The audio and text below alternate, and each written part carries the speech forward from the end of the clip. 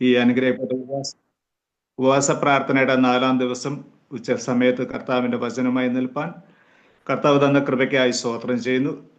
അതുപോലെ തന്നെ ഇങ്ങനെ ഒരു അവസരം ഒരുക്കി തന്ന ജോസി പാസ്റ്ററോടും കുടുംബത്തോടും അതുപോലെ ഇതിലായിരിക്കുന്ന എല്ലാ കർത്തദാസന്മാരോടും സഹോദരി സഹോദരന്മാരോടും വേഗം വരുന്ന യേശു ക്രിസ്തുവിന്റെ നാമത്തിൽ എൻ്റെ സ്നേഹവന്ദനത്തെ അറിയിച്ചു കൊള്ളുന്നു. ഹല്ലേലൂയ. ഈ പ്ലാറ്റ്ഫോമിൽ ചില സമയങ്ങളിലൊക്കെ കർത്താവിൻ്റെ വചനമായി നിൽപ്പാൻ ദൈവം കൃപ തന്നിട്ടുണ്ട്.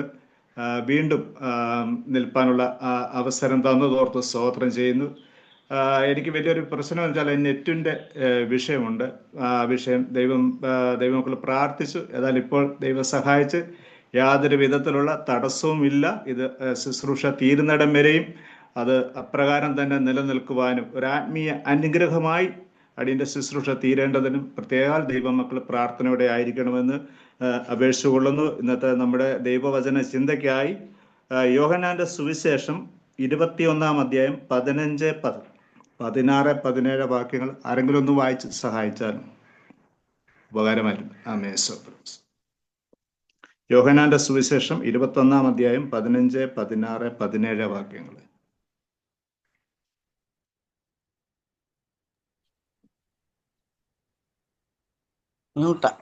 പ്രാതൽ കഴിച്ച ശേഷം യേശു ശീമോൻ പത്രോസിനോട്, യോഹന്നാന്റെ മകനായ ശീമോനെ, നീ ഇവരിൽ അധികമായി എന്നെ സ്നേഹിക്കുന്നു എന്ന് ചോദിച്ചു. അതിന് അവൻ, ഓ കർത്താവേ, എനിക്ക് നിന്നോട് പ്രിയമുണ്ട് എന്ന് നീ അറിയുന്നുവല്ലോ എന്ന് പറഞ്ഞു. എൻ്റെ കുഞ്ഞാടുകളെ മേയ്ക്ക എന്ന് അവൻ അവനോട് പറഞ്ഞു.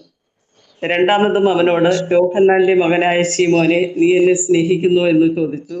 അതിനവൻ, ഓ കർത്താവേ, എനിക്ക് നിന്നോട് പ്രിയമുണ്ട് എന്ന് നീ അറിയുന്നുവല്ലോ എന്ന് പറഞ്ഞു. എൻ്റെ ആടുകളെ പാലിക്ക എന്നവൻ അവനോട് പറഞ്ഞു. മൂന്നാമതും അവനോട്, യോഹന്നാന്റെ മകനായ ശീമോനെ, നിനക്ക് എന്നോട് പ്രിയമുണ്ടോ എന്ന് ചോദിച്ചു. എന്നോട് പ്രിയമുണ്ടോ എന്ന് മൂന്നാമതും ചോദിക്കാൻ പത്രോസ് ദുഃഖിച്ചു. കർത്താവേ, നീ സകലവും അറിയുന്നു, എനിക്ക് നിന്നോട് പ്രിയമുണ്ടെന്നും നീ അറിയുന്നു എന്ന് അവനോട് പറഞ്ഞു. യേശു അവനോട്, എൻ്റെ ആടുകളെ മേയ്ക്ക. Praise Lord. ഈ വചനത്തിൽ നിന്ന് നമ്മളെല്ലാം വളരെയധികം ദൈവത്തിന്റെ പല ശുശ്രൂഷന്മാരിൽ നിന്ന് ഈ ഭാഗത്തു നിന്നുള്ള പ്രസംഗങ്ങളെ നമ്മൾ കേട്ടിട്ടുണ്ട്. എങ്കിലും കർത്താവ് അതിലും അധികം വ്യത്യസ്തമായ ഒരു നിലയിലുള്ള ഒരു ചിന്ത ഈ പകൽക്കാലം നിങ്ങളുടെ മധ്യത്തിൽ ഷെയർ ചെയ്യാനായിട്ട് ദൈവം സഹായിക്കേണ്ടതിനായി നിങ്ങൾ എൻ്റെ ശുശ്രൂഷയോടൊപ്പം നിങ്ങൾ പ്രാർത്ഥനയിലും സ്തോത്രത്തോടും കൂടെ ആയിരിക്കണമെന്ന് പ്രത്യേകം ഞാൻ ആദ്യം തന്നെ ഒന്നുകൂടെ ഓർപ്പിച്ചുകൊള്ളുന്നു. നമുക്കറിയാം ഈ ദൈവവചന ഭാഗത്തിൻ്റെ ഒരു സാഹചര്യവും സന്ദർഭമൊക്കെ നമുക്കറിയാം. കർത്താവായ യേശു ക്രിസ്തുവിൻ്റെ കാൽവരി ക്രൂശിലെ മരണത്തിന് ശേഷം ഉയർത്തതിന് ശേഷം കർത്താവ് തിബരിയോസ് കടൽക്കരയിൽ വന്നിട്ട് ഇവരെ വീണ്ടും കാണുന്ന ഒരു അനുഭവം. ആ അനുഭവത്തിൽ അതിനുശേഷം ഇവർ പ്രാതൽ കഴിക്കുകയും ആ പ്രാതൽ കഴിച്ചതിന് ശേഷം യേശു പത്രോസിനോട് ചോദിക്കുന്ന മൂന്ന് ചോദ്യമല്ല, ഒരു ചോദ്യം തന്നെ 3 പ്രാവശ്യം ആവർത്തിക്കുന്നു. നീ ഇവരിൽ അധികമായി എന്നെ സ്നേഹിക്കുന്നുവോ? നമുക്കിതിൻ്റെ സന്ദർഭങ്ങളെ സാഹചര്യങ്ങൾ കർത്താവ് ഈ ചോദ്യം ചോദിക്കുന്നത് ഇതിനകത്ത് പറയുന്നുണ്ട് 21-ന്റെ ആദ്യ ഭാഗത്തിന്. അതിനുശേഷം യേശു പിന്നെയും തിബരിയോസ് കടൽക്കരയിൽ വെച്ച് ശിഷ്യന്മാർക്ക് പ്രത്യക്ഷനായെന്ന്. ഈ തിബരിയോസ് കടൽക്കര, ഗനസരത്ത് തടാകം, ഗലീല കടൽ, ഈ 3 കടലും ഒരു കടൽ തന്നെ. ഓർത്തണം, തിബരിയോസ് കടല്, ഗനസരത്ത് തടാകം, ഗലീല കടൽ എന്ന് പറയുന്നതെല്ലാം ഒറ്റ ഒരു പേര് തന്നെ. എന്നുവെച്ചാൽ ഒരു കടലിന് പറയുന്ന 3 പേരാണ് ഇത്. യേശു കർത്താവ് ലൂക്കോസിന്റെ സുവിശേഷം 5-ാം അധ്യായത്തിലേക്ക് ഞാൻ നിങ്ങളുടെ ശ്രദ്ധയൊന്ന് കൊണ്ടുപോകണേ.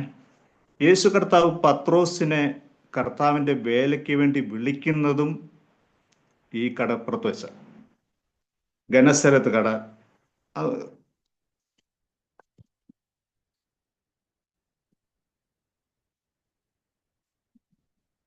അവിടെ പറഞ്ഞിരിക്കുന്ന പേര് ഗനസരത്ത് തടാകമാണ് കേട്ടോ. യേശു കർത്താവ് പത്രോസിനെ നമുക്കൊരു 3.5 വർഷം പിൻപോട്ട് എടുത്തു കഴിഞ്ഞാൽ നമുക്ക് മനസ്സിലാകും കർത്താവായ യേശു ക്രിസ്തു പത്രോസിനെ സുവിശേഷ വേലയ്ക്ക്, അതിൻ്റെ 10-ാമത്തെ വാക്യത്തിൽ പറയുന്നുണ്ട്, നീ ഇനി മീൻ പിടിക്കുന്നവരല്ല മനുഷ്യരെ പിടിക്കുന്നവരാക്കും എന്ന് പറഞ്ഞുകൊണ്ട് പത്രോസിനെ വിളിച്ചു കർത്താവ് തൻ്റെ വേലയ്ക്ക് വേണ്ടി തൻ്റെ കൂടെ നടത്തുകയാണ്. ഈ 3.5 വർഷത്തിന് ശേഷം കർത്താവ് വീണ്ടും കാണുന്നതും എവിടെ വെച്ചാ? ഈ ഗലീല അല്ലെങ്കിൽ തിബരിയസ് കടപ്പുറത്ത് വെച്ചാണ്. ഈ കടപ്പുറത്ത് വെച്ച് കാണുമ്പോൾ പത്രോസിന്റെ അവസ്ഥയാണ് നമ്മൾ ഓർക്കേണ്ടത്. ഹല്ലേലൂയ.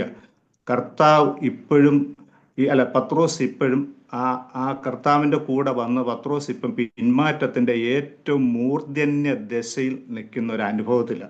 നമ്മുടെ ജീവിതവും ഒന്ന് തിരിഞ്ഞൊന്ന് നോക്കിക്കഴിഞ്ഞാൽ അറിയാം, പണ്ട് നമ്മളെ വിളിച്ച ഇടത്ത് തന്നെ ആയിരിക്കാം ഒരുപക്ഷെ നമ്മുടെ ജീവിതത്തിൽ നോക്കിയാൽ നമുക്കറിയാം. ഹല്ലേലൂയ. നമ്മുടെ കർത്താവ് എന്ന് വെച്ചാൽ കർത്താവ് തന്നെ തൻ്റെ ശുശ്രൂഷയുടെ സമയത്ത് പറയുന്നുണ്ട്, ഞാൻ ഇസ്രായേലിൽ കാണാതെ പോയ ആടുകളെ തേടിയാണ് വന്നിരിക്കുന്നത്. നമുക്കറിയാം പത്രോസിനെ തേടി വന്ന കർത്താവ് ഇന്നും നമ്മളെയും തേടി വരുന്നുണ്ട്. നമ്മുടെ ജീവിതത്തിലും നമ്മൾ പലപ്പോഴും ശ്രദ്ധിച്ചാൽ നമുക്കറിയാം, നമ്മുടെ ജീവിതം അന്ന് കണ്ട അല്ലെങ്കിൽ ആദ്യ കാലത്ത് നമ്മളെ വിളിച്ച കർത്താവ്, കർത്താവിന്റെ വേലയ്ക്ക് വേണ്ടി കണ്ട കർത്താവിന്റെ വർഷങ്ങൾ കഴിഞ്ഞപ്പോഴും നമ്മൾ ഇപ്പോഴും എവിടെ തന്നെ ഇരിക്കുന്നേ? അന്ന് വിളിച്ചെടുത്ത് തന്നെ. നമുക്ക് നമ്മുടെ ആത്മീക ജീവിതത്തിൽ വർഷങ്ങളുടെ പാരമ്പര്യങ്ങളൊന്നും പറഞ്ഞിട്ടൊന്നുമല്ല ദൈവത്തിന്റെ സന്നിധി നമുക്ക് കാര്യം. ഇന്നലത്തെക്കാൾ ഉപരിയായി ഇന്ന് കർത്താവിനോട് നമ്മൾ ആയിരിക്കുന്നു എന്നുള്ളതാണ് നമ്മുടെ ജീവിതത്തിൽ നമ്മൾ പരിശോധിക്കേണ്ടത്. 3.5 വർഷത്തിന് ശേഷം കർത്താവ് കാണുന്ന ആ ഗലീല പുറത്ത് കാണുന്ന കർത്താവ് സുവിശേഷ വേലയ്ക്ക് അവിടെ നിന്ന് വിളിച്ച് വേർതിരിച്ച പത്രോസിനെ ഇന്നും കാണുന്നത് മീൻപിടുത്തക്കാരനായിട്ടാ. കർത്താവ് മീൻപിടുത്തക്കാരനായിട്ടല്ല കർത്താവ് പത്രോസിനെ കണ്ടത്. നീ മീൻപിടുത്തക്കാരനല്ല, ഇനി മനുഷ്യരെ പിടിക്കുന്നവരാക്കും എന്ന് പറഞ്ഞ കർത്താവ് തൻ്റെ മരണശേഷം പത്രോസിനെ കാണുന്നത് എന്ന് വെച്ചാൽ കഴിഞ്ഞകാല പിന്മാറ്റ ജീവിതത്തിൽ പാപ ജീവിതത്തിൽ നിന്ന് നമ്മളെ വിളിച്ച് വേർതിരിച്ചെങ്കിലും വർഷങ്ങൾക്ക് ശേഷം ഇന്ന് കർത്താവ് നമ്മളെ കാണുമ്പോഴും നമ്മുടെ ജീവിതം പാപത്തിൽ തന്നെ ആണോ എന്ന് നമ്മളെ തന്നെ പരിശോധിക്കേണ്ട സമയങ്ങളെ ആയിരിക്കുന്നു. Hallelujah, hallelujah. നമ്മളെ തന്നെ ശോധന ചെയ്യുക. നമ്മൾ ഇന്നും ആ പത്രോസിനെ പോലെ ആ മീൻപിടുത്ത തൊഴിലിലാണോ എന്നുള്ളതാണ് നമ്മൾ തന്നെ വിലയിരുത്തേണ്ടത്. അതിനായിട്ട് നമ്മളെ തന്നെ ശോധന. ഞാനിതിനെ പത്രോസിനെ കർത്താവിന്റെ വേലയ്ക്ക് വേണ്ടി വിളിക്കുമ്പോൾ പത്രോസിനെ ആ കർത്താവിന്റെ വേലയ്ക്ക് കൊള്ളാമനാണോ എന്ന് ടെസ്റ്റ് ചെയ്യുന്നതാണ് ആ ലൂക്കോസിന്റെ സുവിശേഷം 5-ാം അധ്യായത്തിൽ 1 മുതലുള്ള ഭാഗങ്ങൾ. ഞാൻ അതിന് വായിപ്പിക്കുന്നില്ല, എന്നാലും ഞാൻ പറയാം, നിങ്ങൾക്ക് ആ ഭാഗങ്ങളൊക്കെ വളരെ നന്നായിട്ട് അറിയാം. കർത്താവിന്റെ കൂടെ ഗനസരത്ത് തടാകത്തിലേക്ക് വലിയൊരു പുരുഷാരം കർത്താവിന്റെ വചനം കേൾക്കുവാൻ കർത്താവിനെ പിന്തുടർന്ന് വരുന്ന ഒരു സമയത്ത് അവിടെ കാണുന്നത് 2 പടക് അവിടെ കാണുക. അതിലെ ഒന്നിൽ ഇവരെന്ത് ചെയ്തുണ്ട്? വല കഴുകുകയായിരുന്നു. യേശു പത്രോസിനെ കർത്താവിന്റെ വേലയ്ക്കായി കാണുമ്പോൾ പത്രോസ് ആദ്യം എന്ത് ചെയ്തു? വല കഴുകിക്കൊണ്ട്. പ്രിയ ദൈവമക്കളെ, നമ്മുടെ ജീവിതത്തിൽ കർത്താവ് നമ്മളെ കാണുന്നത് ആക്റ്റീവായിട്ട് നിൽക്കുന്ന ഒരാളെ മാത്രമേ കർത്താവ് തൻ്റെ വേലയ്ക്കായി ഉപയോഗിക്കുകയുള്ളൂ. ഹല്ലേലൂയ. അലസനും മടിയനുമായവന് കർത്താവിന്റെ വേല ചെയ്യുവാനൊക്കത്തില്ല. അവിടെ കാണാം പത്രോസ് വല കഴുകിക്കൊണ്ടിരിക്കുന്നവന്, ജോലിയിൽ ഏർപ്പെട്ടിരിക്കുന്നവനെ മാത്രമേ കർത്താവിന് എന്ത് ചെയ്യാനൊക്കത്തുള്ളൂ? ഉപയോഗിക്കാൻ പറ്റത്തുള്ളൂ. അതാണ് കർത്താവ് ആദ്യം കണ്ടത്. രണ്ടാമത് നമ്മൾ കാണുന്നു, പത്രോസിന്റെ പടകിൽ യേശു കയറി. ഹല്ലേലൂയ. നിങ്ങൾക്ക് ആ സന്ദർഭങ്ങൾ അറിയാവുന്നതുകൊണ്ട് ഞാൻ ഈ പോയിന്റുകളെ മാത്രം ഒന്ന് പറയാം. പത്രോസിന്റെ പടകിൽ യേശു കയറി. ഒന്ന് കണ്ടോണം, നമ്മൾ കർത്താവിനെ തേടി പോയതല്ല, കർത്താവ് നമ്മളെ തേടി വന്നതാണ്. ഹല്ലേലൂയ. നമ്മൾ ആരും ഇന്ന് ഇവിടെ ഇരിക്കുന്ന ആരും കർത്താവെ നിന്നെ തേടി ഞാൻ വന്നതാണെന്ന് പറയാൻ ആർക്കും അവകാശമില്ല. പല സാഹചര്യങ്ങളുടെ, പല പ്രതികൂലത്തിന്റെ, പല കഷ്ടതയുടെ, പല നിലകളിലുള്ള അനുഭവങ്ങളുടെ, അവസ്ഥകളിലൂടെ കടന്നു പോയതുകൊണ്ടാണ് ഇന്ന് നിങ്ങൾ കർത്താവിന്റെ സന്നിധിയിലായിരിക്കുന്നത്. നമ്മുടെ മേന്മയോ മഹിമയോ ഒന്നും കണ്ടിട്ടല്ല കർത്താവ് നമ്മളെ വിളിച്ചത്. കർത്താവ് നമ്മുടെ യോഗ്യതകളെ നോക്കിയിട്ടില്ല. പക്ഷേ കർത്താവ് വിളിച്ചത് അവന്റെ സ്നേഹം ഒന്നുകൊണ്ട് മാത്രമാണ് നമ്മളായിരിക്കും. കർത്താവിനെ സ്തുതിച്ചാട്ടെ, മഹത്വപ്പെടുത്തുക. കർത്താവ് ഇതിനൊന്നും ഞാൻ യോഗ്യനല്ലായിരുന്നു. കർത്താവ് ഇവിടെ വരുവാൻ എനിക്ക് യാതൊരു യോഗ്യതയില്ല. കർത്താവ് നിന്റെ സ്നേഹമാണ് എന്നെ തേടി വന്ന്, കർത്താവിന്റെ കൃപയാണ് ഞാൻ ഇന്ന് ആയിരിക്കുന്നത്. ഇന്ന് നിങ്ങളുടെ മധ്യത്തിൽ ഈ സുവിശേഷമായി നിൽക്കുമ്പോൾ ഹല്ലേലൂയ, എനിക്ക് പറയാൻ കഴിയട്ടെ, കർത്താവിന്റെ കൃപയൊന്നുകൊണ്ട് മാത്രം. ഹല്ലേലൂയ. അതിനൊന്നും ഒരു യോഗ്യത എനിക്കില്ല. ഹല്ലേലൂയ. കർത്താവിന്റെ സ്നേഹമാണ് നമ്മളെ തേടി. പത്രോസിന്റെ അടുക്കലേക്ക് യേശു വന്നു. പത്രോസിന്റെ പടകിൽ യേശു വന്നിട്ട് ആദ്യം ചെയ്തത്, പത്രോസ് എന്താ ചെയ്തേ? പടകിനെ പുരുഷാരത്തിൽ നിന്ന് അകറ്റി കളഞ്ഞു. ഹല്ലേലൂയ. നമ്മുടെ ജീവിതത്തിൽ നമ്മൾ ഓർക്കണം, ഹല്ലേലൂയ, നമ്മൾ ആയിരിക്കുമ്പോൾ, ക്രിസ്തു നമ്മുടെ കൂടെ ആയിരിക്കുമ്പോൾ ലോകത്തോട് ചേരുവാൻ അല്ല, ഒരു വേർപാട് നമ്മുടെ ജീവിതത്തിൽ സൂക്ഷിക്കുവാൻ കർത്താവ് ആഗ്രഹിക്കുന്നു. ഹല്ലേലൂയ. ആ പടക് ഇച്ചിരി മാറി നിന്നു. ഹല്ലേലൂയ. പടവിൽ നിന്ന് മാറി നിന്നെങ്കിൽ മാത്രമേ കർത്താവിന് പ്രവർത്തിക്കാനും ശുശ്രൂഷിക്കാനാവൂ. പിന്നെ നമുക്ക് കാണാം കർത്താവ് ഈ പത്രോസിന്റെ ആ പടകിൽ ഇരുന്ന് കഴിഞ്ഞിട്ടാണ് കർത്താവ് സുവിശേഷം പറയുക. കർത്താവ് നമ്മുടെ ജീവിതത്തിൽ ഉണ്ടെങ്കിൽ മാത്രമേ നമുക്ക് ഈ കർത്താവ് പറയുന്നത് കേൾക്കുവാനും ഉപദേശങ്ങളെ അനുസരിക്കുവാനും ഒക്കത്തുള്ളൂ. ഹല്ലേലൂയ. കർത്താവ് നമ്മുടെ പടകിൽ ഉണ്ടെന്ന് മാത്രമല്ല, കർത്താവിനോട് കൂടെ ഇരിക്കുവാനും. നമുക്കറിയാം, ഉൽപ്പത്തി തന്നെ നമുക്ക് ഹല്ലേലൂയ ആദമിനെ ഹവ്വയും സൃഷ്ടിച്ചപ്പോൾ കാരണം സായാഹ്നത്തിൽ കർത്താവ് ദൈവം ഇവരുടെ കൂടെ നടക്കുവാൻ. അപ്പൊ കർത്താവിന് ആഗ്രഹം നമ്മുടെ കൂടെ ഇരിക്കുവാനും നമ്മുടെ കൂടെ നടക്കുവാനും നമ്മുടെ കൂടെ വസിക്കുവാനുമാണ് കർത്താവിന്. അപ്പൊ നമ്മുടെ പടക് കർത്താവിന് തുറന്നു കൊടുത്താൽ കർത്താവ് നമ്മുടെ കൂടെ ആയിരിക്കും, നമ്മുടെ കൂടെ നിൽക്കും, നമ്മുടെ കൂടെ സഞ്ചരിക്കും. ആ കർത്താവിനെ നമുക്ക് നമുക്ക് അപ്രകാരം ഒന്ന് സ്വീകരിപ്പാൻ നമ്മുടെ ഹൃദയങ്ങളെ ഒന്ന് ഒരുക്കി കൊടുത്താൽ കർത്താവ് നമ്മളെ അതിശയകരമായി നമ്മൾ ഉപയോഗിക്കാൻ ശക്തനാണ്. അതിനുശേഷമാണ് കർത്താവ്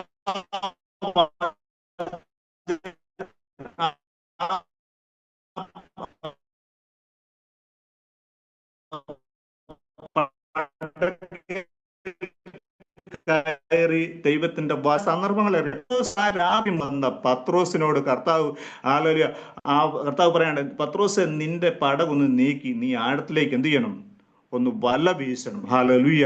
പത്രോസിന് ഒത്തിരി ഒഴിവൊഴുക പറയാൻ കർത്താവിനോട് പറയാം. കർത്താവ് നമ്മളെ പറഞ്ഞു കേട്ടിട്ടുണ്ട്, പത്രോസ് ഒരു മുക്കുവാൻ. അപ്പൊ ആ കടലിനെയും അതിന്റെ അവസ്ഥകളെയൊക്കെ നന്നായി അറിയുന്ന പത്രോസ് ഒരിക്കലും കർത്താവിനോട് എതിർത്തില്ല. അവിടെ പറയാം, കർത്താവ് നിന്റെ വാക്കിന് ഞാൻ വല ഇറക്കാം.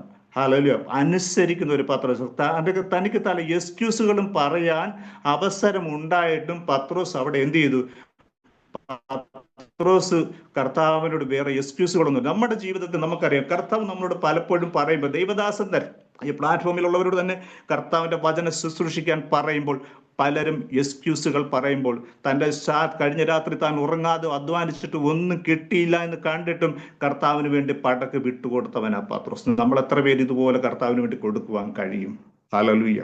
ഹല്ലേലൂയ. നമ്മളെ തന്നെ ഒന്ന് ശോധന ചെയ്താട്ടെ. നമ്മുടെ ഹൃദയങ്ങളെ ദൈവത്തിന്റെ സന്നിധി യഥാർത്ഥമായിട്ട്, കർത്താവെ ഞാൻ അങ്ങനെ പത്രോസ് കൊടുത്തോണെങ്കിൽ എനിക്ക് കൊടുക്കുവാൻ കഴിയുന്നുണ്ടോ? സ്വയം ഒന്ന് ചിന്തിച്ചു നോക്കി. പത്രോസ് കൊടുത്തു. പത്രോസ് രണ്ടാമത് പടകിൽ നിന്ന് എത്ര നേരം കർത്താവ് ശുശ്രൂഷിച്ചു നിന്ന് നമുക്ക് അറിയത്തില്ല. പക്ഷെ ആ പടക് കർത്താവിന്റെ ശുശ്രൂഷ തീരുന്നിടം വരെ ആ പടക് വിട്ടുകൊടുക്കാൻ ആര് ഒരുക്കമായിരുന്നു? പത്രോസ് ഒരുക്കമായിരുന്നു. ആ ഒരുക്കമുള്ളവനെ വെറുതെ വിടാൻ കർത്താവ് ഉദ്ദേശിച്ചു. കർത്താവിനോട് പറഞ്ഞു, നീ ആഴത്തിലേക്ക് നീക്കി വലയേറിയവൻ. അവന്റെ പടകിനെ കർത്താവ് നിറച്ചു. ഹല്ലേലൂയ. കർത്താവിന്റെ വാക്കിന് അനുസരിക്കുന്നവനെ കർത്താവ് എന്ത് ചെയ്യും? നിറച്ചു കൊടുക്കുവാൻ കർത്താവ് ശക്തനാണ്. ഹല്ലേലൂയ. ഇന്ന് കർത്താവിന് വേണ്ടി നിങ്ങളുടെ ഹൃദയങ്ങളെ കൊടുത്ത നിങ്ങളുടെ ജീവിതത്തിലെ ഏത് ശൂന്യതയുടെ നടുവിൽ കൂടെ, ഏത് കർത്താവെ ഒന്നിനും ഇല്ല എന്ന് പറയുന്ന അനുഭവങ്ങളിലൂടെ കടന്നു പോകുന്നെങ്കിൽ നിന്റെ ജീവിതത്തെ എല്ലാ നിലയിലും അനുഗ്രഹിച്ച് നിറയ്ക്കുവാൻ കഴിയുന്ന ഒരു കർത്താവിനെയാണ് നിന്റെ പടകിൽ നീ ആക്കിയിരിക്കുന്നെങ്കിൽ കർത്താവ് അതിനെ പൂർണ്ണമായിട്ട് നിറയ്ക്കുവാൻ ശക്തനാണ്. ഹല്ലേലൂയ. ഹല്ലേലൂയ. കർത്താവ് നമ്മളെ വെറുതെ വിടുന്ന കർത്താവ്. ഇനി അതല്ല, കർത്താവിന് വേണ്ടി ഇടം കൊടുത്താൽ അതിന് തക്കവണ്ണം നന്മ തരുവാൻ നമ്മൾ ചോദിച്ചിട്ടല്ല, നമ്മൾ അപേക്ഷിച്ചിട്ടല്ല, നമ്മൾ യാചിച്ചിട്ടല്ല, അത് അറിഞ്ഞ് അതിനപ്പുറമായി മേൽത്തരമായ നന്മകളെ നൽകുവാൻ നമ്മുടെ കർത്താവ് വലിയവനാണ്, വിശ്വസ്തനാണ്, അതിന് വാക്ക് മാറാത്തവനുമാണ്. ഹല്ലേലൂയ. അങ്ങനെ ഒരു കർത്താവിനെയാണ് നമ്മൾ സേവിക്കുന്നത്. അങ്ങനെ ഒരു കർത്താവിന്റെ സന്നിധിയിലാണ് നാം ആയിരിക്കുന്നത്. അതുപോലെ തന്നെ നമുക്ക് ഉറപ്പോടെ പറയാം, കർത്താവിന് വേണ്ടി പടക് വിട്ടുകൊടുത്തവനെ, കർത്താവിന് ശുശ്രൂഷിക്കാൻ അവസരം കൊടുത്തവനെ, കർത്താവിന് വേണ്ടി ഇരുന്നവനെ കർത്താവ് എന്ത് ചെയ്തു? അവന്റെ പടകിനെ നിറച്ചു. കർത്താവ് പിന്നെ കാണുന്ന ഒരു ക്വാളിറ്റി പത്രോസിന്റെ പറയുന്നത് എന്താണെന്ന് വെച്ചാൽ, അവന് കിട്ടിയ നന്മയിൽ അവൻ ഒതുങ്ങല, അവൻ മറ്റുള്ളവർക്ക് കൊടുക്കുവാൻ തക്കണം അവന്റെ ഹൃദയത്തിന് ഒരു വിശാലതയുണ്ട്. ഹല്ലേലൂയ. അടുത്തുള്ള പടകിനെ നിറച്ചു കൊടുക്കുവാൻ, തനിക്ക് മാത്രം നന്മ അനുഭവിച്ചാൽ മതി എന്നുള്ളല്ല, ആ പടകിലുള്ളത് മറ്റുള്ളവർക്കൂടെ കൊടുക്കുവാൻ, തനിക്ക് കിട്ടിയ നന്മ മറ്റുള്ളവർക്കൂടെ ഷെയർ ചെയ്യുവാൻ തക്കണം പത്രോസ് ഒരുക്കമായിരുന്നു. ഹല്ലേലൂയ. ഈ ക്വാളിറ്റീസ് ഒക്കെ പത്രോസിൽ കർത്താവ് ദർശിച്ചുകൊണ്ടാണ് കർത്താവ് പത്രോസിനോട് പറഞ്ഞത്, നീ ഇനി മീൻ പിടിക്കുന്നവനല്ല, ആരെ പിടിക്കുന്നവരാകും? മനുഷ്യരെ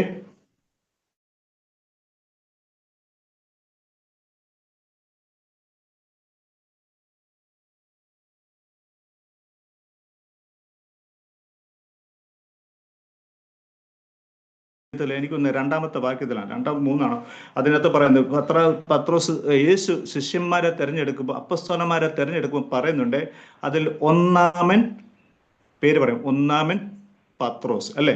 അപ്പൊ ഒന്നാമനായിട്ട് ശിഷ്യനായിട്ട് തെരഞ്ഞെടുത്ത പത്രോസിന്, ഹല്ലേലൂയ, കർത്താവിന് വേണേ ചിന്തിക്കാമായിരുന്നു, പത്രോസ് അല്ലാതെ വേറെ പലരെയും അവിടെ എടുക്കാമായിരുന്നു അല്ലേ. പക്ഷെ കർത്താവ് തെരഞ്ഞെടുത്ത ആരെ? പത്രോസ്. ഈ പത്രോസ് ആണ് കർത്താവിന്റെ വേലയ്ക്ക് വേണ്ടി വേർതിരിക്കപ്പെട്ട പത്രോസ്. അത് ഈ പത്രോസ്, ഞാൻ ഒന്നുകൂടെ പറയട്ടെ, ആഴമായിട്ട് പറയട്ടെ, കർത്താവിന് വേണ്ടി പത്രോസിനെ അല്ലാതെ അന്ത്രയോസിനെ തെരഞ്ഞെടുക്കാമായിരുന്നു. ഹല്ലേലൂയ. അന്ത്രയോസ് ആണ് പത്രോസിനെ എന്ത് എഴുതുന്നത്? കർത്താവിന്റെ അടുക്കൽ കൊണ്ടുവന്നെന്ന് നമ്മൾ മറ്റൊരു സുവിശേഷത്തിൽ വായിക്കുന്നു. അപ്പൊ കർത്താവ്, ഞാൻ പറയാൻ കാര്യം ഈ വാക്യത്തോട് ബന്ധപ്പെട്ട്, അത് പത്രോസിനെ ഒന്നാമനെന്ന് പറയാൻ കർത്താവ് തെരഞ്ഞെടുത്തവൻ മുഖ്യനാണെന്ന് പറയാം. ഒന്നുകൂടെ പറയാം, മത്തായിയുടെ സുവിശേഷം 16 അധ്യായത്തിലാണെന്ന് തോന്നുന്നു, കർത്താവിന് പറയുന്നല്ലോ, യേശു ശിഷ്യന്മാരോട് ചോദിക്കുന്ന ഒരു ഭാഗമുണ്ട്, ലോകം എന്നെ പറയുന്നു അല്ലേ. അപ്പൊ ചിലര് പറയും, മത്തായിയുടെ സുവിശേഷം 15 തോന്നുന്നു, എടുക്കട്ടെ.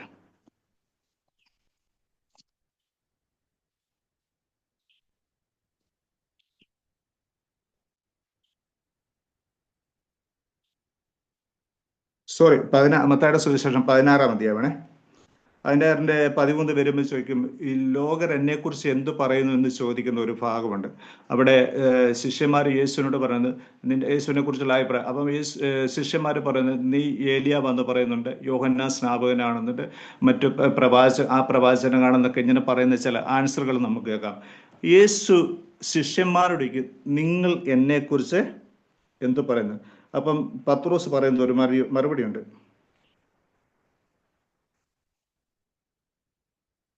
അതിന്റെ 16 വാക്യം ഒന്ന് വായിക്കാവോ? നീ ജീവനുള്ള ദൈവത്തിന്റെ പുത്രനായ ക്രിസ്തു എന്ന് ഉത്തരം പറഞ്ഞു. മതി. നീ ജീവനുള്ള ദൈവത്തിന്റെ പുത്രനായ ക്രിസ്തു എന്ന് ഉത്തരം പറയും. ഇത് കർത്താവ് അതിനോട് ശേഷം പറയുന്ന, ശിമോനെ, ഇത് നിനക്ക് വെളിപ്പെടുത്തുന്ന മാംസരക്തമുള്ള സ്വർഗീയ പിതാവാണെന്ന് പറയുന്നുണ്ട്. ഞാൻ പറഞ്ഞു വന്നത്, പത്രോസിനെ എന്തുകൊണ്ട് കർത്താവ് ഒന്നാമനാക്കി എന്നുള്ള. യേശുവിന് വേണമെങ്കിൽ ഞാൻ പറഞ്ഞത് അന്ത്രയോസിനെ ഒന്നാമനാക്കാമായിരുന്നു. കാരണം പത്രോസിനെ കൊണ്ടുവന്നത് ആരാ? അന്ത്രയോസ. അതുപോലെ അഞ്ചപ്പം കൊണ്ട് 5000 പേരെ തിന്ന് പോഷിപ്പിച്ച ഒരു അത്ഭുതം നടക്കുമ്പോൾ ഒരു ബാലനെ യേശുവിന്റെ അടുക്കൽ കൊണ്ടുവന്നാരാ? പത്രോസ. കർത്താവിന് വേണ്ടി ചിന്തിക്കാമായിരുന്നു, ഈ ആത്മാക്കളെ കൂട്ടുവാൻ ഏറ്റവും മിടുക്കനാരാ? അന്ത്രയോസ. അതുകൊണ്ട് വേണേ അന്ത്രയോസിനെ എനിക്ക് വേണേ ഒന്നാമത് ആക്കാം. പിന്നെ നമുക്ക് കാണാം, പീലിപ്പോസ് നദനിയലിനെ കൊണ്ട് യേശുവിന്റെ അടുക്കൽ വരുന്നൊരു ഭാഗമുണ്ട് അല്ലെ. അപ്പൊ യേശു കർത്താവ് തന്നെ നദലിനെ കുറിച്ചൊരു സാക്ഷി, ഇതാ സാക്ഷാൽ ഇസ്രായേലിൽ ഇവനിൽ കപടം ഇല്ല. നിങ്ങൾക്ക് ആ വചനമൊക്കെ നല്ലതാണ്. അപ്പൊ കർത്താവിനോട് വിചാരിക്കും, ഇവന് കപടമില്ലാത്ത ഒരുത്തനാണല്ലോ, എന്നാൽ ഇവനെ എനിക്ക് വേണേ ഒന്നാമനാക്കാമായിരുന്നു, ചിന്തിക്കായിരുന്നു.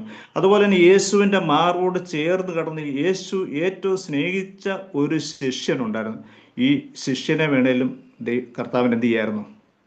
ഇതിന്റെ ഒന്നാം സ്ഥാനത്താക്കാൻ അല്ലെ, പ്രഥമനായിട്ട് നിയമിക്കാമായിരുന്നു. പക്ഷെ ഇവരെ ഒന്നും കർത്താവ് കണ്ടില്ല. ഹല്ലേലൂയ.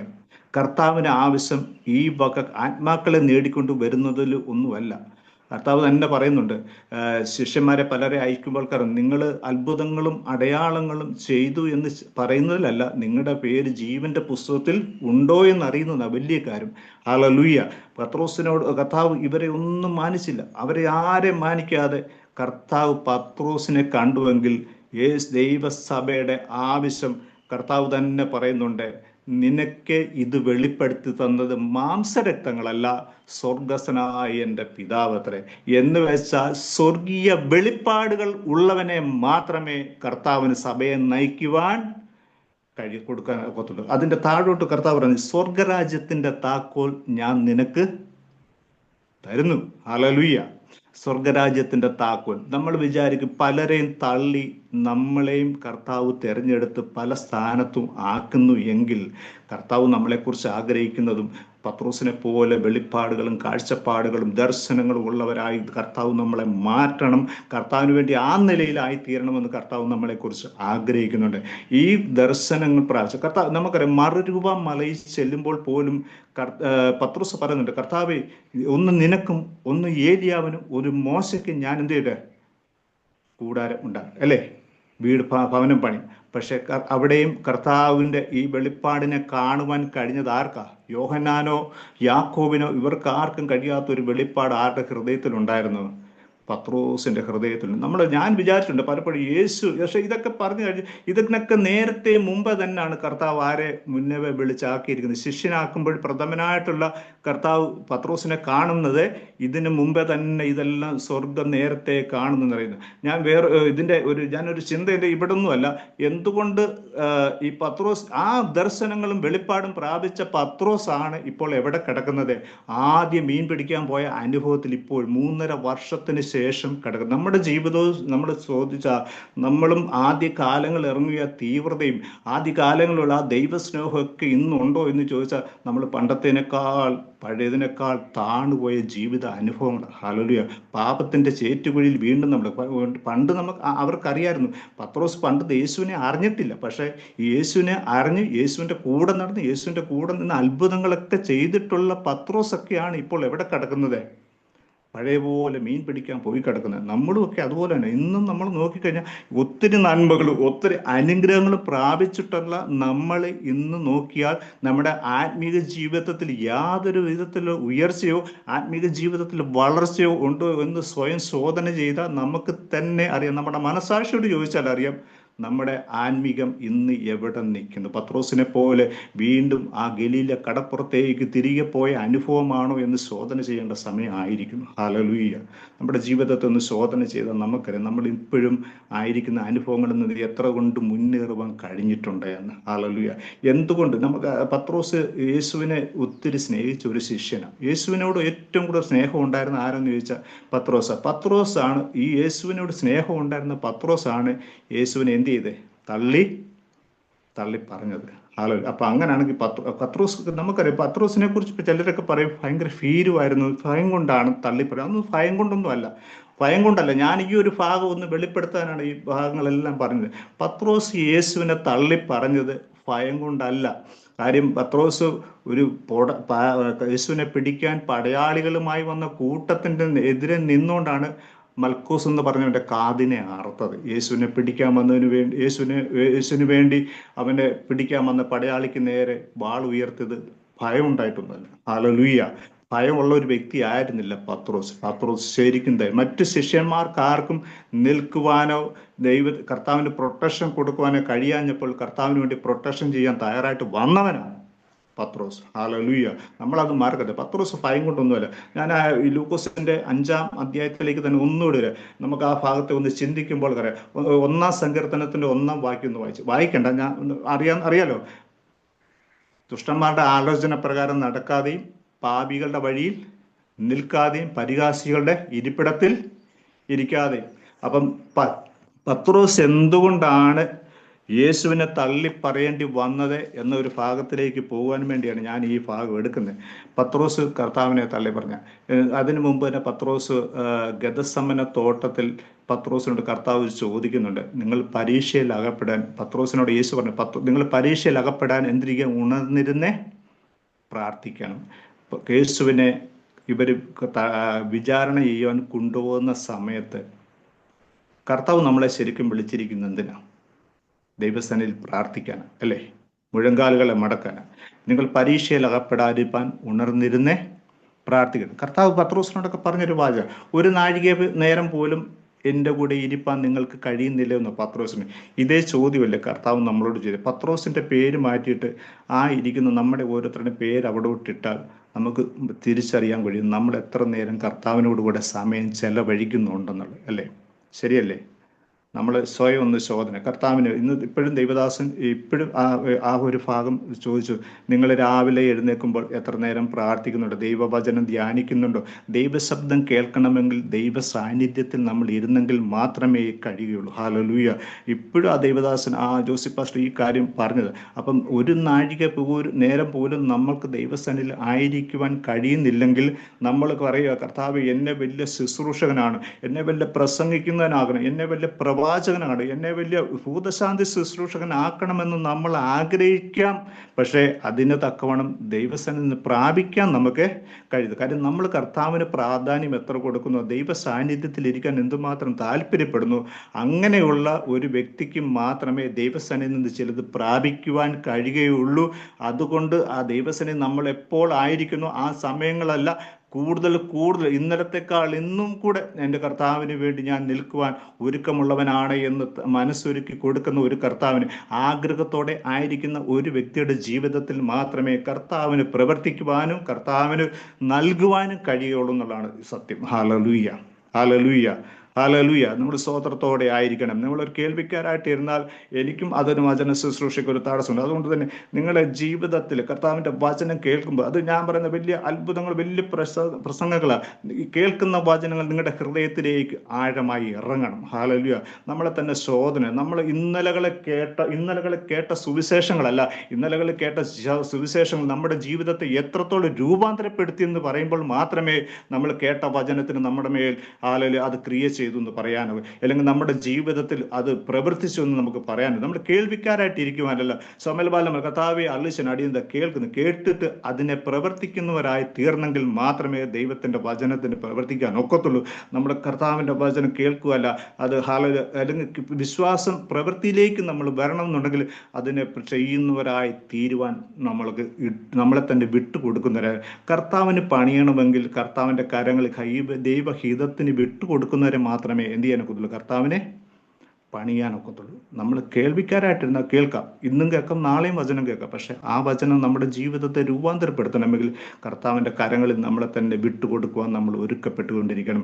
Hallelujah, hallelujah. ഞാൻ പറഞ്ഞു വന്നത് പത്രോസ് എന്തുകൊണ്ട് യേശുവിനെ, പത്രോസ് ധൈര്യവാനായിരുന്നു. ഹല്ലേലൂയ. ഞാനത് ഭാഗം കാണിക്കാൻ വേണ്ടിയാണ് വാളെടുത്ത് വെട്ടിയ ഭാഗം പറഞ്ഞത്. കർത്താവിന് വേണ്ടി ജീവൻ കൊടുക്കുക. കർത്താവിനെ യേശുവിനോട് തന്നെ പറഞ്ഞിട്ടുണ്ട്, നിനക്ക് അങ്ങനെ സംഭവിക്കാൻ പാടില്ല. കാൽവരി ക്രൂശിലും മരണത്തെക്കുറിച്ച് പറയുമ്പോൾ നിനക്ക് അങ്ങനെ സംഭവിക്കാൻ പാടില്ല എന്ന് വളരെ ആഗ്രഹം. ഞാൻ പറഞ്ഞു, പത്രോസ് അത്രത്തോളം യേശുവിനെ സ്നേഹിച്ചിരുന്നു. മറ്റൊരു ശിഷ്യനും കർത്താവിന്റെ കൂടെ നിൽക്കുവാൻ കഴിയാത്തപ്പോഴും കർത്താവിന് വേണ്ടി വാളെടുത്ത് നിൽക്കുവാൻ കഴിഞ്ഞവനാണ് പത്രോസ്. ആ പത്രോസ് ഭീരുവാണെന്ന് പറഞ്ഞാൽ നമുക്ക് സമ്മതിക്കാനൊക്കില്ല. എന്തുകൊണ്ട് പത്രോസ് യേശുവിനെ തള്ളിപ്പറഞ്ഞു എന്നുള്ളതിൽ ഭാഗത്തിലേക്ക് വരികയാണ്. നമുക്ക് കാണാം ലൂക്കോസിന്റെ സുവിശേഷം, ഞാൻ അതിന് ഒന്നാമത്തെ സങ്കീർത്തനം 1:1 വാക്യം എന്ന് പറഞ്ഞു, ദുഷ്ടന്മാരുടെ ആലോചന പ്രകാരം നടക്കാതെയും പാപികളുടെ വഴിയിൽ നിൽക്കാതെയും പരിഹാസികളുടെ ഇരിപ്പിടത്തിൽ ഇരിക്കാതെ. ഒരു പൈതൽ സൂക്ഷിക്കേണ്ട 3 കാര്യമാണ് ദുഷ്ടന്മാരുടെ ആലോചന പ്രകാരം എന്ത് ചെയ്തത് എന്ന് വെച്ചാൽ, പാപികളുടെ കൂടെ നമ്മൾ ഇരിക്കുവാൻ പാടില്ല, അവരുടെ സന്നിധിയിൽ നമ്മൾ നിൽക്കുവാൻ പാടില്ല, അവരോടൊപ്പം നടക്കുവാനും പാടില്ല. യേശു കർത്താവ് ലൂക്കോസിന്റെ സുവിശേഷം 5-ാം അധ്യായത്തിലേക്ക് 1-ാം വാക്യത്തിലേക്ക് വരുമ്പോൾ ഒന്ന് ഇരുത്തി ചിന്തിച്ചാൽ മതി. ഞാൻ പറഞ്ഞോളാം. നിങ്ങൾ അവിടെ വരുമ്പോൾ കാണാം, യേശു അവർ നിൽക്കുമായിരുന്നു അല്ലേ, അവർ നിന്നുകൊണ്ട് വല കഴുകുകയായിരുന്നു. അവരുടെ അടുക്കലേക്ക് യേശു യേശു ഇവരുടെ കൂട്ടത്തിൽ വന്ന് നിന്നു. ഹല്ലേലൂയ. അത് കഴിഞ്ഞ് കാണാം, പടകിൽ യേശു ഇരുന്നു അല്ലേ, ശരിയാണോ? യേശു പടകിൽ ഇരുന്നു. അതിൻ്റെ 11-ാമത്തെ വാക്യത്തിലേക്ക് വരുമ്പോൾ കാണാം, പിന്നെ അവർ പടകുകളെ വിട്ട് കരയ്ക്ക് അടുപ്പിച്ച് സകലവും വിട്ട് അവനെ അനുഗമിച്ചു. 3 കാര്യങ്ങളും ചെയ്ത പത്രോസ അല്ലേ. ഒന്ന്, യേശു അവരുടെ കൂടെ നിന്നു, യേശു അവരുടെ കൂടെ ഇരുന്നു. ഇവരിപ്പോൾ ആരുടെ കൂടെ പുറപ്പെടുന്നു, യാത്ര ചെയ്യുന്ന ആരുടെ? യേശുവിൻ്റെ കൂടെ. അത് മത്തായിയുടെ സുവിശേഷം 26 വരുമ്പോഴാണ് എവിടെയാണ് പത്രോസ് യേശുവിനെ തള്ളിപ്പറയുന്ന അനുഭവത്തിലേക്ക് വന്നതെന്ന് ഒന്ന് ആ ഭാഗം ഒന്ന് വായിക്കണേ. ഒരാൾ ആരും ഒന്ന് വായിക്കണേ. മത്തായിയുടെ സുവിശേഷം 26 69 മുതൽ ആ ലാസ്റ്റത്തെ പാരഗ്രാഫ്.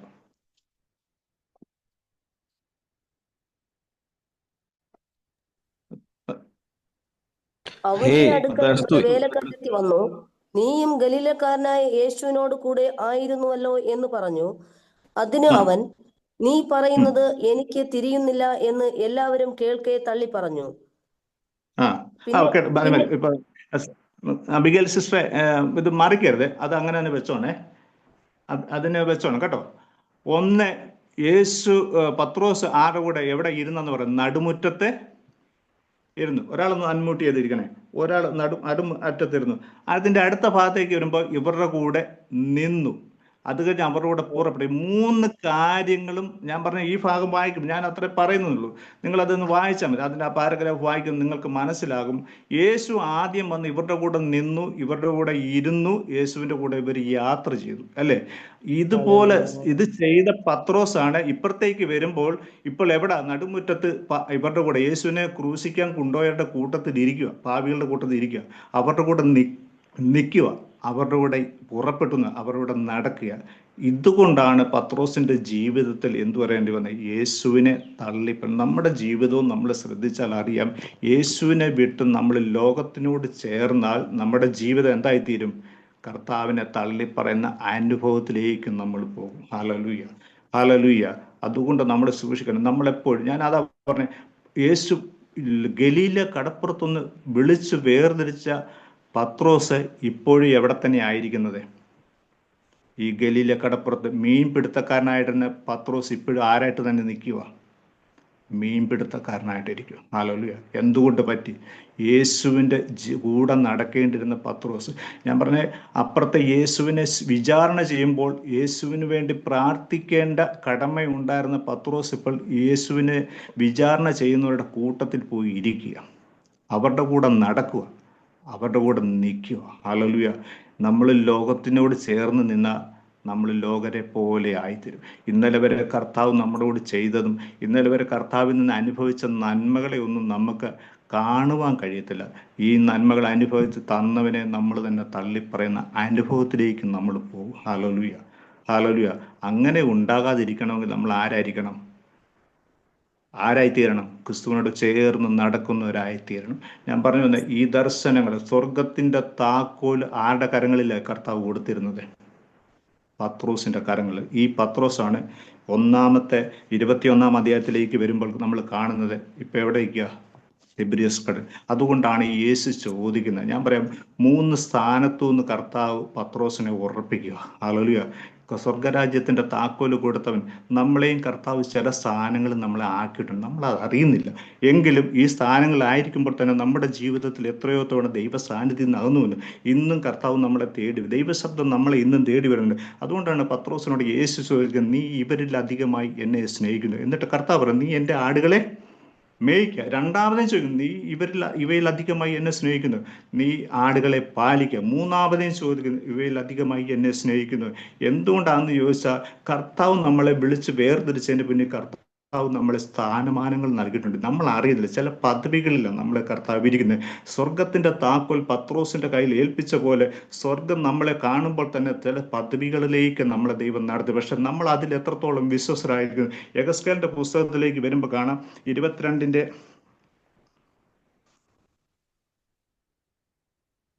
30 അവിടെ കാണുന്നുണ്ട്, ഇടിവിൽ നിന്ന് പ്രാർത്ഥിക്കാൻ ഒരു പുരുഷനെ ഞാൻ അന്വേഷിച്ചു, ആരെയും കണ്ടില്ല. എടുക്കണ്ട, ആരെയും കണ്ടില്ല. കർത്താവ് നമ്മളെ എന്തിനാ വിളിച്ചത്? ദേശത്തിന് വേണ്ടി പ്രാർത്ഥിക്കുക. നമ്മൾ വിചാരിക്കും നമ്മളെ സെക്യൂരിറ്റി ആയിട്ടാണ് കർത്താവ്. അതെ, നമ്മളെ സെക്യൂരിറ്റി ആയിട്ടാണ് കർത്താവ്. എന്തിനാ? നമ്മളെ ഉദാഹരണം ഞാൻ പറയാം, നമ്മളൊരു ബസ്സിൽ യാത്ര ചെയ്യുമ്പോൾ ഒരു ഡ്രൈവർ ഓടിക്കുമ്പോൾ നമ്മൾ അതിൽ കിടന്ന് ഉറങ്ങുന്നൊന്നുമില്ല. നമ്മുടെ ലൈഫിന് നമുക്കൊരു സുരക്ഷിതത്വം ഉള്ളതുകൊണ്ട്, അല്ലേ? നമ്മൾ അതുപോലെ ഓർത്തോണം, നമ്മുടെ ദേശത്താക്കിയിരിക്കുമെങ്കിൽ ഈ ദേശ നിവാസികളുടെ സുരക്ഷിതത്വം ആരുടെ കരങ്ങളിലാണ്? നമ്മളെ ഏൽപ്പിച്ചിരുന്ന കർത്താവ് നമ്മുടെ കാര്യങ്ങളില്ല. ഇനി അതല്ല തന്നെ എഫേസ്യ ലേഖനം 6-ാം അധ്യായത്തിന്റെ 18-ാമത്തെ വാക്യത്തിലേക്ക് വരുന്നുണ്ട്, ഞാൻ ചങ്ങല ധരിച്ച് സ്ഥാനപതിയായി സേവിക്കുന്നു. എടുക്കണ്ട, ആരും തുറക്കൊന്നും വേണ്ട. ഞാൻ പറഞ്ഞു വന്നത്, കർത്താവ് നമ്മളെ ചില പദവികളിലാക്കിയിട്ടുണ്ട്. നമ്മൾ സ്ഥാനപതിമാരാ. നമ്മൾ വെറും ദാസന്മാരായിട്ട് ഇരിക്കുവാനാ, ദേശത്തിന് കാവൽക്കാരാ, ദേശത്തിന് കർത്താവിന്റെ സുവിശേഷത്തിന്റെ സ്ഥാനപതികളായിട്ടാണ് ദൈവം നമ്മളെ കണ്ടിരുന്നത്. ഈ സുവിശേഷ സ്ഥാനപതികളായി ദൈവം നമ്മളെ കണ്ടിരിക്കുന്ന നമ്മളെ സ്വയം ഒന്ന് തിരിച്ചറിഞ്ഞാൽ, നമ്മൾ ശോധന ചെയ്താൽ നമുക്ക് തിരിച്ചറിയാം. പത്രോസിനെ പോലെ നമ്മൾ ഇന്ന് പണ്ട് മീൻ പിടിക്കാൻ പോയ അനുഭവത്തിൽ തന്നെ ഇപ്പോഴും ആയിരിക്കുന്നുവെങ്കിൽ നമ്മൾ ഓർത്തോണം, നമ്മുടെ ജീവിതത്തെ എവിടെയെല്ലാം നമുക്ക് രൂപാന്തരപ്പെടുത്തുവാനുണ്ട്, നമ്മുടെ ജീവിതത്തിന് എവിടെയെല്ലാം വ്യതിയാനപ്പെടുത്താനുണ്ട്, നമുക്ക് എന്തുമാത്രം മാറ്റങ്ങൾ സംഭവിക്കാനുണ്ട്, എന്തുമാത്രം കർത്താവിനോട് ചേരുവാനുണ്ട്. ഹല്ലേലൂയ. ഞാൻ പറയാം, കർത്താവ് നമ്മളെ വിളിച്ചത് വെറുതെ അല്ല, ചില സ്ഥാനമാനങ്ങൾ നമ്മളെ നൽകിക്കൊണ്ട് കർത്താവ് നമ്മളെ ആക്കിയത്. കർത്താവിന്റെ വേല നമ്മൾ വിചാരിക്കും നിസ്സാരമാണ്, അതൊന്നും നിസ്സാരമൊന്നുമില്ല. കർത്താവ് നമ്മളെ ദേശത്തിന്റെ കാവൽക്കാരാക്കിയിരിക്കുന്നത് നമ്മൾ ഓർത്തണം. നമ്മൾ ചില്ലറ പുള്ളികളാ, വലിയൊരു പദവിയിലാണ് നമ്മളെ. ഇനി സുവിശേഷത്തിന് വേണ്ടി സ്ഥാനപതികളെ. എന്തുകൊണ്ട്? കർത്താവിന്റെ നാമത്തെ ഉയർത്താൻ, കർത്താവിന്റെ വേലയെ പൂർണ്ണമാക്കുക, കർത്താവിന്റെ സുവിശേഷം ലോകത്തോട് അറിയിക്കുവാൻ കർത്താവ് നമ്മളെ സ്ഥാനപതികളായിട്ട് നമ്മളെ കണ്ടിരിക്കുക. നമ്മളൊരു അംബാസഡർ. നമ്മൾ ഓർക്കണം, നമ്മൾ ആര്? പൗലോസ് പറയുന്നുണ്ട്, ഞാൻ സ്ഥാനപതിയായി സേവിക്കുന്നു, അല്ലേ? കർത്താവ് പൗലോസിനെ കണ്ടു. കർത്താവിന്റെ വേലയ്ക്ക് വേണ്ടി ഏറ്റവും എതിരിൽ നിന്ന് പ്രവർത്തിച്ച പൗലോസിനെ ദൈവം കർത്താവ് ആ നിലയിലാക്കിയെങ്കിൽ കർത്താവ് നമ്മളെ ആക്കുവാൻ ശക്തനല്ല, നമ്മൾ ആയിരിക്കും. നമ്മൾ ആ ഒരു സ്ഥാനത്ത് നമ്മൾ എത്രത്തോളം വിശ്വസ്തനാണ് എന്നുള്ളതാണ് നമ്മുടെ ജീവിതകാലം. കർത്താവ് എന്തുകൊണ്ട് നമ്മൾ ഇന്ന്, ഞാൻ പറയട്ടെ, പത്രോസിനെ ആ സ്വർഗരാജ്യത്തിന്റെ താക്കോൽ ഏൽപ്പിച്ച കർത്താവ് വീണ്ടും തേടി വന്ന പോലെ ഇന്നും കർത്താവിന്റെ വചനം നമ്മളെ തേടി വരുന്നില്ലേ? ഇന്നും അനേക സുവിശേഷങ്ങൾ നമ്മുടെ ജീവിതത്തിൽ തേടി വരുന്നില്ലേ? അനേകർ കർത്താവിന്റെ വചനത്തിലൂടെ നമ്മളെ ഇന്ന് ഉറപ്പിക്കുക. നമ്മൾ എത്രയോ സ്ഥാനത്ത്, എത്രയോ പ്രശ്നം. പത്രോസ് 3 പ്രാവശ്യം തള്ളിപ്പറഞ്ഞ് പരസ്യമായിട്ടാണ്. നമ്മുടെ ഹൃദയം കൊണ്ട് എത്രയോ തവണ നമ്മൾ കർത്താവിനെ തള്ളിപ്പറയുന്നത്. ശരിയായിട്ടൊന്ന് ചിന്തിച്ചാൽ നമ്മുടെ ജീവിതത്തിന്റെ സാഹചര്യങ്ങളിൽ, പ്രതികൂലത്തിന്റെ ഘട്ടങ്ങളിൽ, നമ്മുടെ കഷ്ടത, നമ്മുടെ നിരാശയുടെ വേളകൾ, നമ്മുടെ ഹൃദയം കൊണ്ട് ദൈവത്തെ എത്രയോ പ്രാവശ്യം നിങ്ങൾ തള്ളിക്കളഞ്ഞിട്ടുണ്ടാകാം. അല്ല, നമ്മുടെ ആരോട് പറയണം? നമ്മളിത് ആരോട് നമ്മുടെ ഹൃദയത്തെ, നമ്മുടെ മനസ്സിനെ ഒരു കർത്താവ് നമ്മുടെ സ്വന്തം മനസ്സാക്ഷിയോട് ചോദിച്ചിട്ട് പറയും. നമ്മൾ പലപ്പോഴും, ഞാൻ എൻ്റെ ജീവിതത്തിൽ ഞാൻ അങ്ങനെ ചെയ്തിട്ടുണ്ട്, അതുകൊണ്ട് തുറന്ന് ഞാനത് പറഞ്ഞത്, കർത്താവിനെ ഞാൻ തള്ളി പറഞ്ഞിട്ടുണ്ട്. പക്ഷേ എന്നെക്കാൾ ഞാൻ പറയുന്നത്, പത്രോസ് 3 പ്രാവശ്യം ആ ഒരു സാഹചര്യത്തിൽ പെട്ടുപോയി. നമ്മൾ വെച്ചാൽ ലോകത്തോട് ചേർന്നൊരു അനുഭവത്തിലേക്ക് വന്നപ്പോൾ നമ്മൾ ഇന്നും വേർപെട്ട് ജീവിക്കുന്ന ദൈവമക്കളാണ് എന്ന് പറയുമ്പോൾ പോലും നമ്മുടെ ജീവിതത്തിൽ ഒരു ചെറിയ നന്മയുടെ പുറത്തോ അല്ലെങ്കിൽ ഒരു കഷ്ടതയുടെ പുറത്ത്, നന്മ ലഭിക്കാതെ വരുമ്പോൾ കഷ്ടതയുടെ അനുഭവങ്ങളിലൂടെ കടന്നു പോകുമ്പോൾ തന്നെ നമ്മൾ എത്രയോ പ്രാവശ്യം യേശുവിനെ തള്ളി പറഞ്ഞിട്ടുണ്ട്. ശരിയല്ലേ? നമ്മളെ തന്നെ ഒന്ന് ശോധന ചെയ്ത്. അല്ല, അധികം പോകുന്നില്ല. ഞാനിത് പറഞ്ഞത്, കർത്താവ് പത്രോസിനെ ആക്കിയതുപോലെ നമ്മളെയും കർത്താവ് ചില സ്ഥാനപതികളായിട്ട് ദൈവം നിയമിച്ചിട്ടുണ്ട്. ഹല്ലേലൂയ. ആ സ്ഥാനത്തിന് നമ്മൾ ശരിക്കും യോഗ്യരാണോ എന്നുള്ളതാണ്. ഹല്ലേലൂയ. നമ്മൾ എത്രയോ പ്രാവശ്യം ക്രിസ്തുവിനെ നമ്മൾ തന്നെ നമ്മുടെ ഹൃദയത്തിൽ തള്ളിക്കളഞ്ഞു. നമ്മളെ തന്നെ ശോധന ചെയ്യുക. ഞാൻ അധികം നീട്ടുന്നില്ല, ഇത് ഇവിടെ കൂടി നിർത്തുവാണ്. എന്ന് വെച്ചാൽ പത്രോസിനെ ദൈവം ഉറപ്പിച്ചത്, ഒന്ന്, വേണ്ടാത്ത സ്ഥാനം ഇരിക്കുന്നിടത്തൊന്ന്, എന്ന് വെച്ചാൽ പാപികളോടുകൂടെ ഇവൻ ഇരുന്നു, അവിടെ നിന്ന് കർത്താവ് വേർതിരിച്ചു ഇവനെ ആ സ്ഥാനത്താക്കുക. 2, അവൻ നിന്നു, അവിടെ നിന്നാണ് കർത്താവ് വേർതിരിച്ച് ഇവിടെ ആക്കിയത്. 3, അവൻ നടന്നു, അവിടെ നിന്ന് നമ്മളെ പാപത്തിന്റെ ചില ഇരിപ്പിൽ നിന്ന്, ചില നിൽപ്പിൽ നിന്ന്, ചില നടപ്പിൽ നിന്നാണ് കർത്താവ് പത്രോസിനെ എവിടെ ആക്കിയത്? 3 ചോദ്യങ്ങൾ ചോദിച്ച് ആക്കിയെന്നാണ് ഞാൻ വിശ്വസിക്കുന്നത്. ഞാൻ അതാണ് ആഗ്രഹിക്കുന്നത്. അല്ല, പത്രോസ് തള്ളിപ്പറഞ്ഞുകൊണ്ടല്ല. പത്രോസ് തള്ളിപ്പറയുന്ന സാഹചര്യം പാപത്തിന്റെ അവിടെ പോയി ഇരുന്നത് കൊണ്ടാണ്. ആ ഇരിപ്പിടത്തിൽ നിന്നാണ് കർത്താവ് എടുത്ത് എവിടോട്ടാക്കുന്നത്? സ്വർഗരാജ്യത്തിന്റെ താക്കോലാക്കി ആ പദവിയിലേക്ക് ദൈവം വീണ്ടും കർത്താവ് പത്രോസിനെ ആക്കും. നമ്മളെ ഇതുപോലെ കർത്താവ് പലപ്പോഴും നമ്മൾ പല പ്രവാചകന്മാരിലൂടെ, പ്രവാചക ശബ്ദത്തിലൂടെ നമ്മളോട് നമ്മുടെ കുറവുകളെ എത്രയോ പറഞ്ഞിട്ടുണ്ട്. സുവിശേഷന്മാരുടെ ദൈവവചനത്തിലൂടെ നമ്മളോട് ഇനി നമ്മുടെ ഹൃദയത്തിൽ തന്നെ പരിശുദ്ധാത്മാവ് തന്നെ നമ്മുടെ പാപങ്ങളെ കുറിച്ച് എത്രയോ തവണ നമ്മളോട് വ്യക്തമായി സംസാരിച്ചിട്ടുണ്ട്. ഈ അനുഭവങ്ങളിലൊക്കെ നമ്മൾ എന്താ പാപത്തിൽ ഇരുന്നത്, നമ്മുടെ പാപത്തിൽ നടന്നത്, പാപത്തിൽ നിന്നത്, ഈ 3 ഘട്ടങ്ങളിൽ നിന്നാണ്. അവിടെ കർത്താവിനെ തള്ളി പറഞ്ഞതല്ല, ഈ ഒരു അനുഭവങ്ങളിലൂടെ കടന്നു വരും. നിന്നതും ഇരുന്നതും നടന്നതുമായ അനുഭവങ്ങൾ പാപത്തിന്റെ, അവിടെയാണ് കർത്താവ് പത്രോസിനെ വേർതിരിച്ച് ഇവിടേക്ക് തിരികെ വരുത്തുന്നത്. ഹല്ലേലൂയ. നമ്മുടെ ജീവിതത്തിലും കർത്താവ് നമ്മളെക്കുറിച്ച് ആഗ്രഹിക്കുന്നത്, നീ ഇന്നലെ വരെ നടന്ന വഴികൾ ഇനി നടക്കുവാനല്ല, ഇന്നലെ വരെ നീ ഇരുന്ന സ്ഥാനത്ത് ഇനി ഇരിക്കുവാനല്ല, ഇന്നലെ വരെ നീ നിന്നിടത്ത് ഇനി നീക്കുവാനല്ല. കർത്താവ് നിന്നെ സ്ഥാനപതിയായി കണ്ടിരിക്കുന്നത് കർത്താവിന്റെ വേലയ്ക്കാണ്. ഹല്ലേലൂയ. അവനാക്കിയിരിക്കുന്ന പദവിയിൽ വിശ്വസ്തയോടെ നിൽക്കുവാൻ, അവനാക്കിയിരിക്കുന്ന വേലയിൽ അവന് വേണ്ടി ചുവട് കൊടുക്കുവാൻ, ഹല്ലേലൂയ, അവന് തൻ്റെ ക്രൂസ് എടുത്ത് കർത്താവിനെ അനുഭവിക്കുവാൻ നമ്മളെ ആക്കിയിരിക്കുന്നുവെങ്കിൽ അതൊരു വലിയ ചില്ലറ പദവിയൊന്നുമല്ല. ലോകത്തോട് സുവിശേഷം അറിയിച്ച് ലോകരെ നേടുവാൻ കർത്താവ് ആക്കിയിരിക്കുന്നുവെങ്കിൽ കർത്താവ് നമ്മളെ കണ്ടിരിക്കുന്നത് അപ്രകാരം തന്നെ.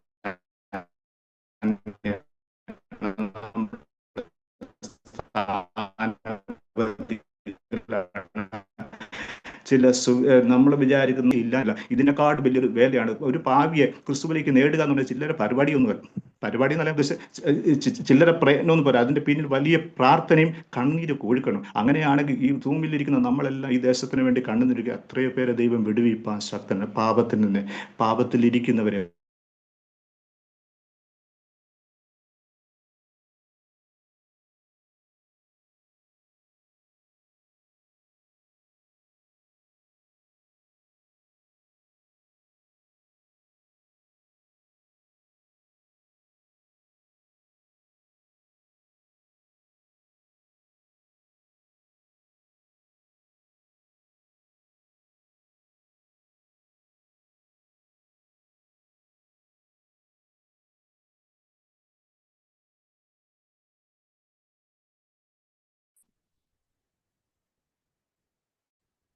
Hallelujah. Glory glory glory glory. കേൾക്കാൻ കഴിയുന്നുണ്ടോ? കേൾക്കാൻ കഴിയുന്നുണ്ടോ?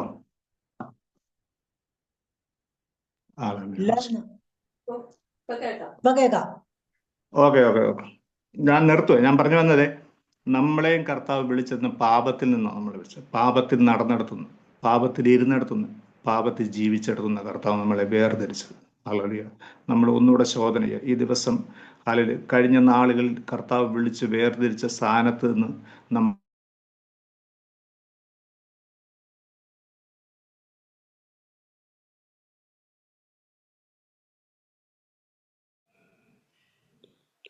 Thank you, Jesus. Hallelujah. കർത്താവ് പത്രോസിനോട് ചോദിക്കുന്നു.